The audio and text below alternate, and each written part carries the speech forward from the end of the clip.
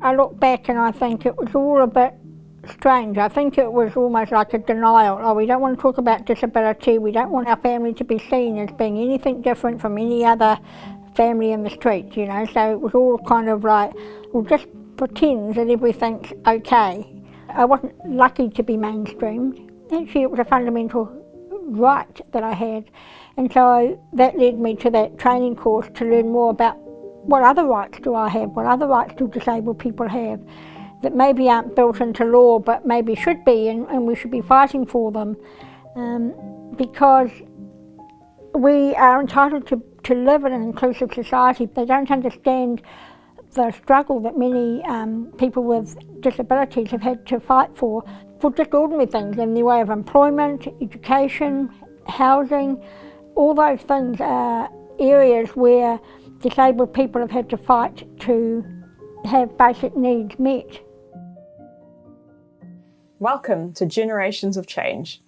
I'm Áine Kely-costello, a young blind journalist and advocate known for my delight in asking endless questions.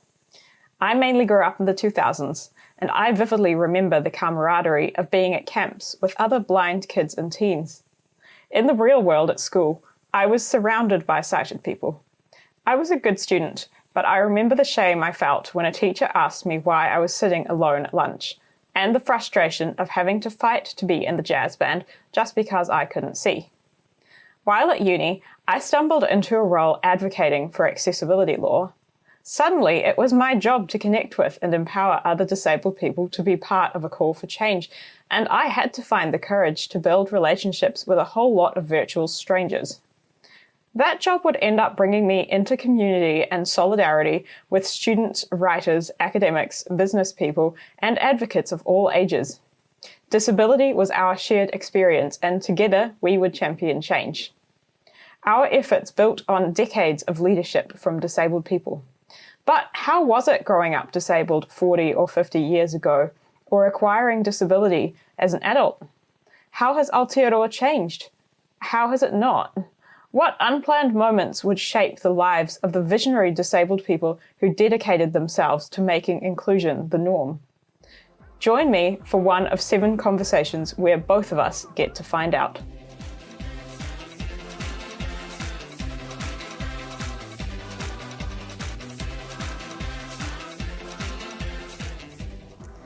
Hi Joanne, it's really lovely to be talking to you today. Could you introduce yourself for me?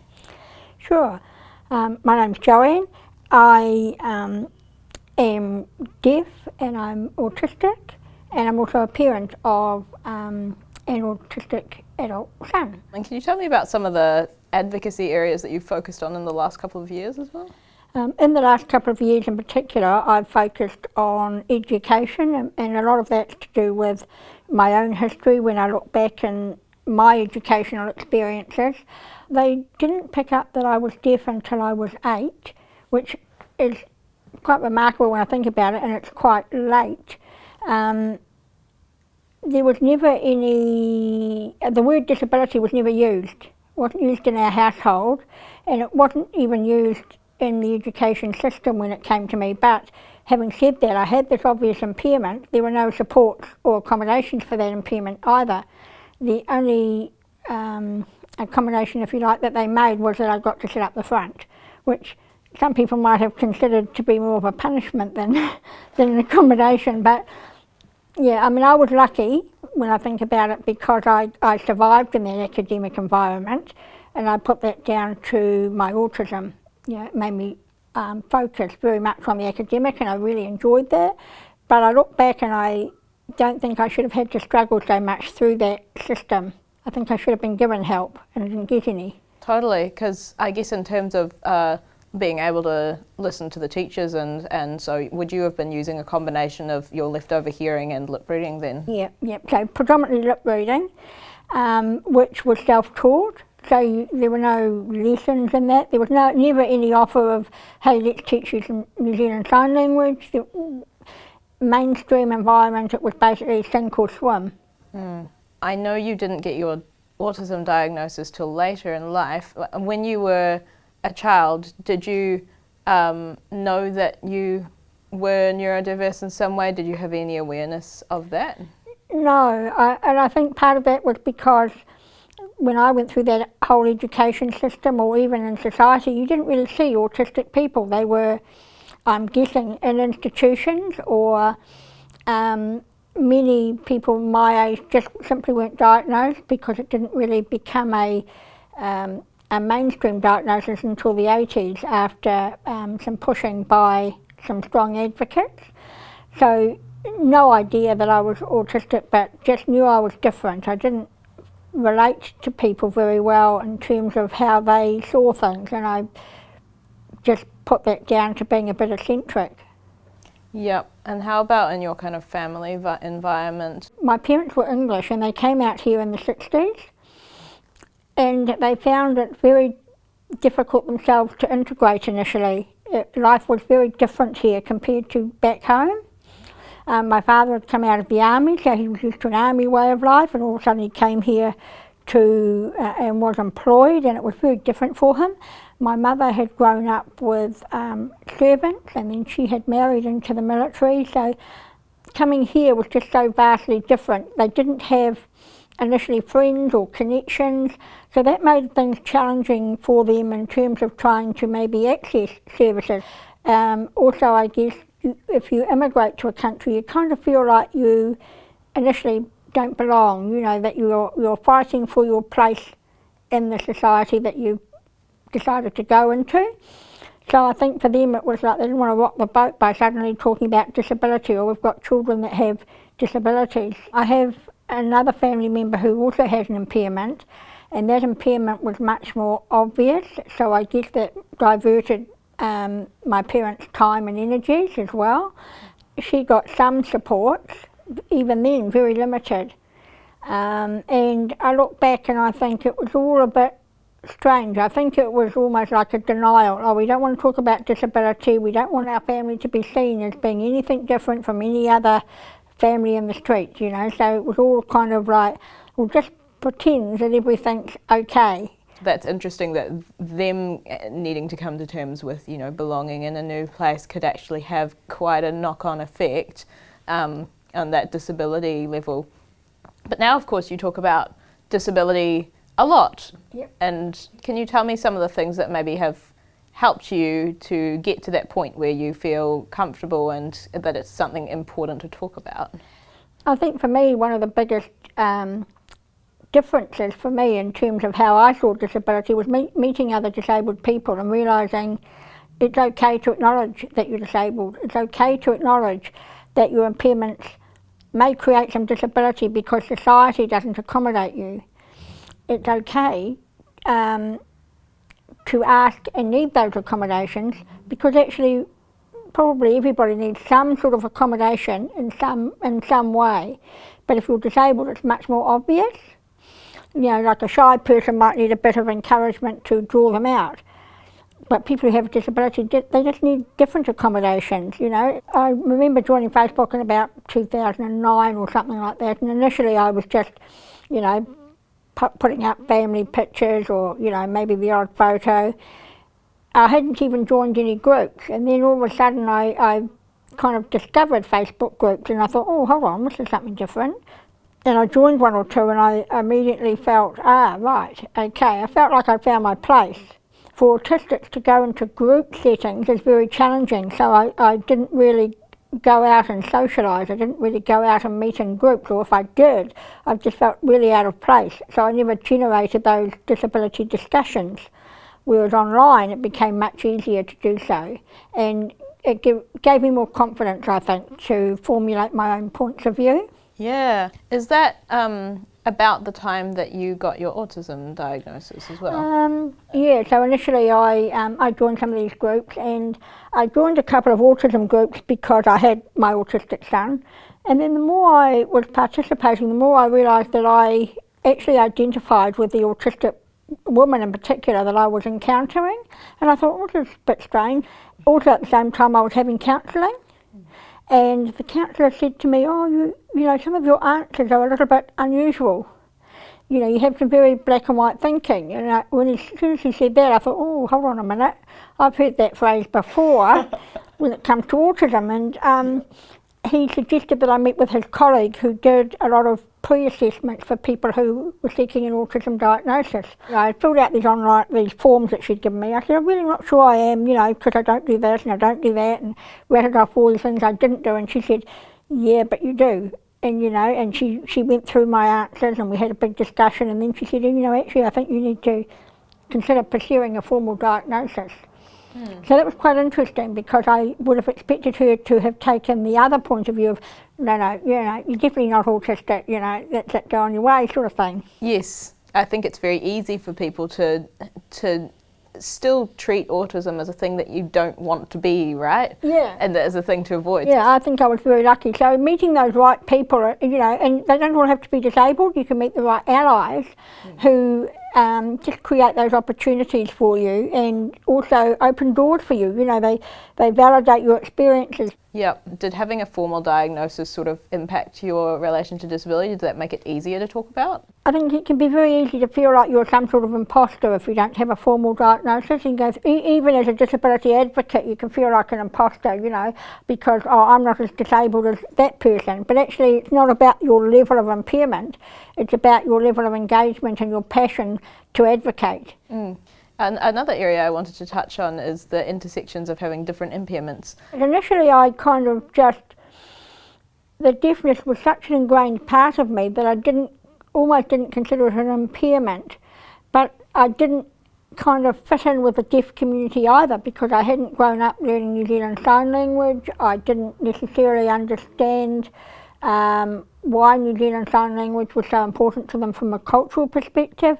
I've spent a lot of time trying to talk to other people who have other impairments to get their understanding, because I can't speak for the deaf culture if I'm not immersed in it, but I can still learn from it. I think it's really important to have that intersection where you're learning from other people and also learning more about yourself. I learnt about why, for me, why autism was actually a benefit being deaf as well, because it meant I had less sensitivity to, say, noise that a lot of people have.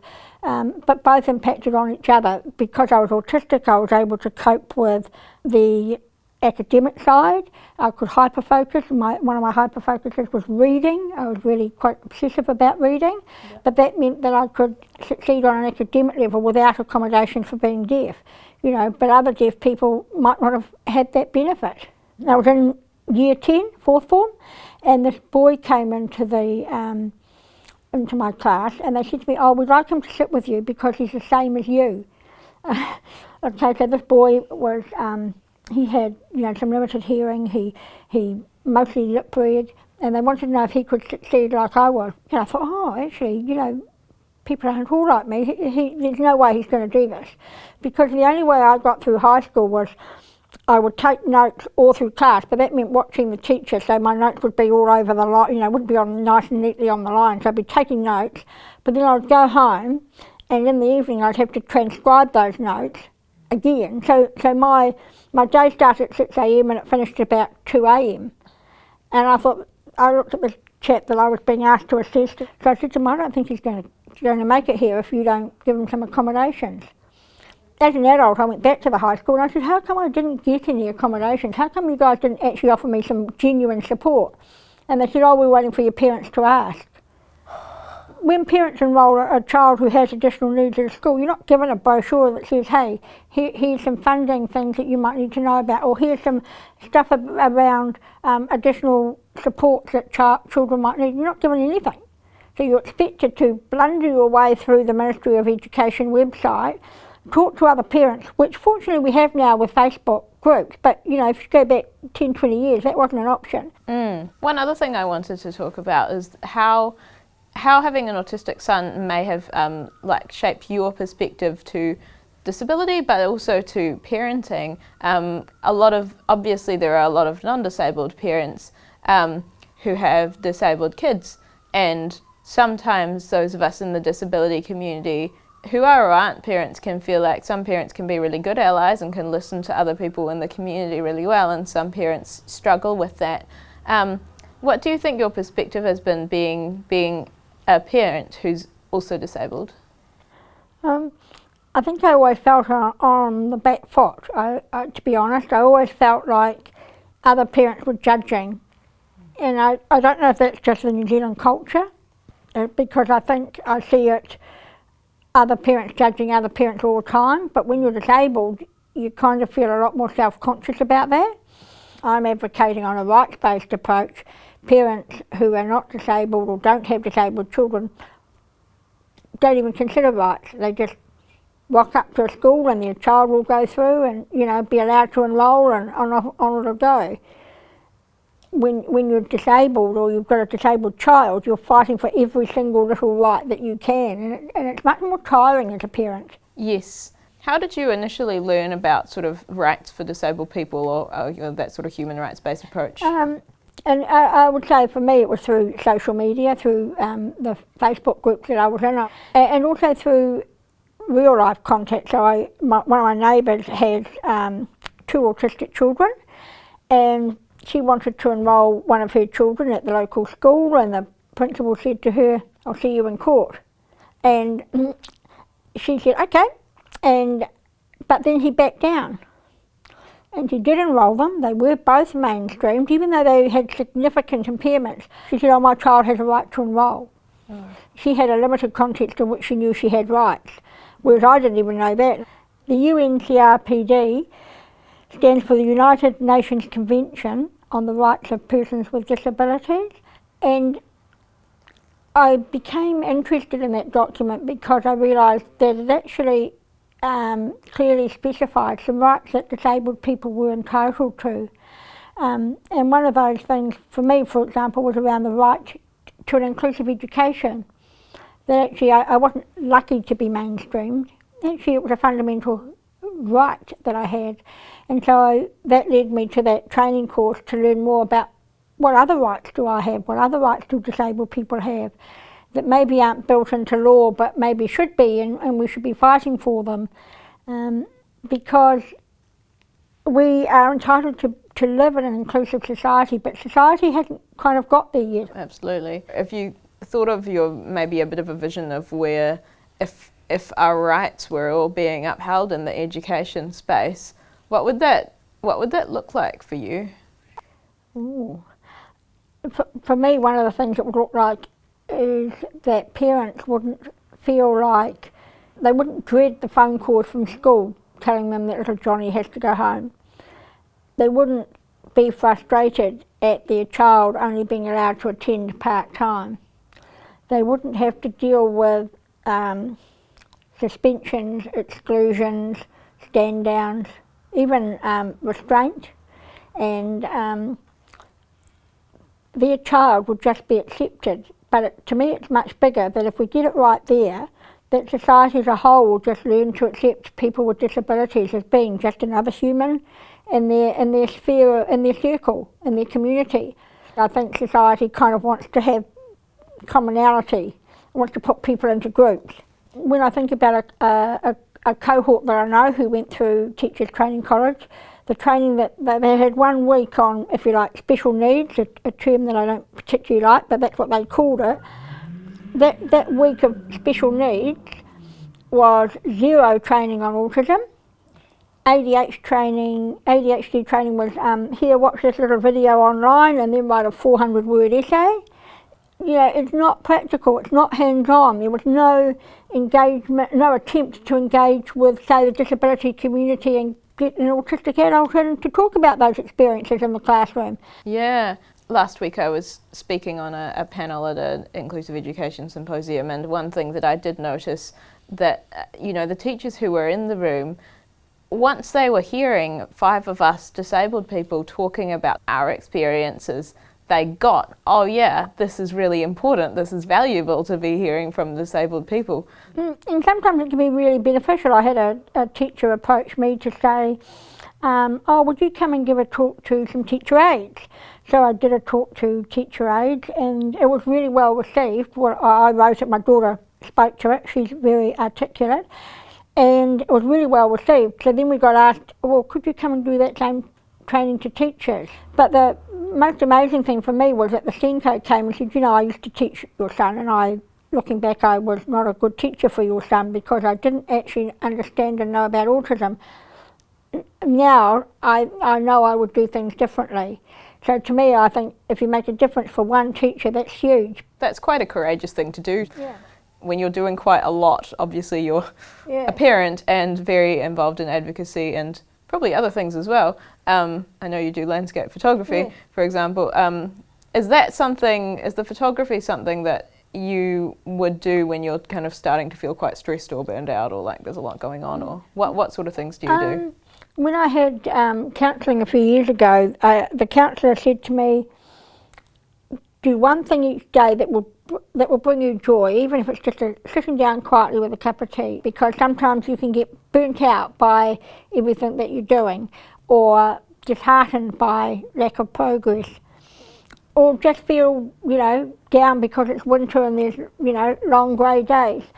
So I took that to heart, and I got back into, I used to do photography a little bit, but I got right back into it, and I thought, right, every day, probably helps that I've got a dog, but every day I take the dog out for a walk and I can take my phone, because if I don't take my camera, so there's always a method to take, to do your photography now, and I think that's been a real help against sort of that burnout or feeling down, because you look at a much bigger picture. In the grand scheme of things, we're quite tiny. For all the hardships that are out there, there's a lot of beauty out there as well. Yep, that's a beautiful way to think about it, yeah. And finally, if you had any advice for your 20-year-old self or younger self, can you think of what that might be? I think it would be more of a realisation that, you're good enough. You don't have to kind of overcompensate for the fact that you've got an impairment. I think if I look back at my 20-year-old self, I felt like I had to justify my employment, so, you'd go the extra mile and a half. And I think I did that, and the employer benefited, but I don't think it was healthy for my self-esteem. And I think, so I look back now and I think, actually I should have been kinder to myself and said, you're good enough. You don't have to do the work of two people just because you've got an impairment and you're employed. And so I think it's one of the fast ways to burn out. Absolutely, yeah. And recognising, I guess, in that it's okay to admit to yourself that your impairment does mean that the way you are is different to other people. That doesn't have to be a bad thing, even if other people are sort of treating you as if it is a negative thing. Yeah, very much so, because I think there's that perception that somehow you're less than, or you're not quite as good as that person, but actually you are. We are all equal, regardless of impairment. We are all equal. And everybody's got their strengths and everybody's got their challenges as well. In conversation with Joanne Dacombe. The music is Siva by June. Development and funding thanks to Imagine Better. Edited by Juliana Machado. Visual direction by Benjamin Brooking. Produced by Áine Kely-costello.